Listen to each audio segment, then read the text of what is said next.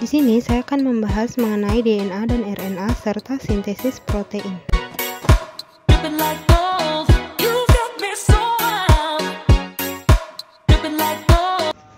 DNA adalah salah satu jenis asam nukleat yang memiliki kemampuan pewarisan sifat. Keberadaan asam deoksiribonukleat ditemukan dalam nukleoprotein yang membentuk inti sel dan juga merupakan molekul sangat besar, sangat panjang dan langsing.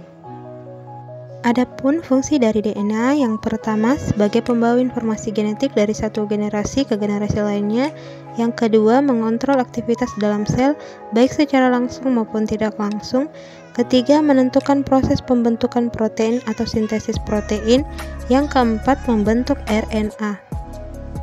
Adapun kemungkinan pola replikasi DNA yang pertama pola semi-konservatif, kedua pola konservatif, dan ketiga pola dispersif. Replikasi DNA melibatkan pertama polimerasi DNA di mana enzim yang berfungsi mempolimerisasi nukleotida. Yang kedua ligase DNA di mana enzim yang berperan menyambung DNA utas leading. Yang ketiga primase DNA di mana enzim yang digunakan untuk memulai polimerisasi DNA pada leading strand.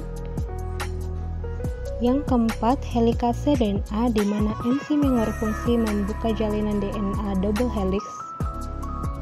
Yang kelima, single strand DNA binding protein menstabilkan DNA induk yang terbuka. Sekarang kita akan membahas mengenai RNA, di mana RNA ini merupakan hasil sintesis atau transkripsi dari DNA. RNA ini mengandung gula deoksiribosa, basa nitrogen, dan senyawa fosfat. Basa nitrogen purin pada RNA terdiri atas adenin dan guanin, sedangkan pirimidinnya terdiri atas sitosin dan urasil. Berikut ada 3 tipe RNA. Yang pertama rRNA atau RNA ribosom yang berfungsi sebagai pengatur sintesis protein dan sebagai penyusun ribosom. Dan yang kedua ada mRNA atau RNA messenger yang berperan membawa kode genetik DNA dari inti sel menuju ribosom. Yang ketiga, tRNA atau RNA transfer berperan dalam mengangkut asam amino ke tempat sintesis protein, yaitu ribosom melalui translasi dari mRNA. Sekarang kita akan masuk ke materi ekspresi gen atau sintesis protein. Sintesis protein adalah proses pembentukan partikel protein yang di dalamnya melibatkan sintesis RNA yang dipengaruhi oleh DNA. Dalam proses sintesis protein, molekul DNA adalah sumber protein dan asam nukleat untuk menjadi asam amino yang menyusun protein, tetapi tidak terlihat secara langsung dalam prosesnya. Molekul DNA pada suatu sel ditranskripsi menjadi molekul RNA. Molekul RNA inilah yang ditranslasi menjadi asam amino sebagai penyusun protein. Dengan demikian, molekul RNA yang terlibat secara langsung dalam proses sintesis protein. Adapun tahapan dari transkripsi, yang pertama inisiasi di mana enzim RNA polimerase menyalin gen.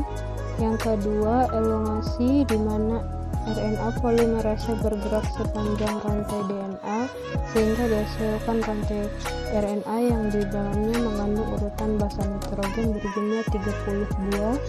Yang ketiga, terminasi di mana proses rekaman berhenti dan molekul RNA yang baru akan terpisah dari DNA template. Adapun tahap dari translasi, yang pertama inisiasi di mana ribosom bertemu dengan start codon. Yang kedua elongasi di mana ribosom berjalan sepanjang rantai mRNA. Yang ketiga yaitu terminasi di mana ribosom akan bertemu dengan stop codon. Baik, sekian penjelasan materi dari saya ucapkan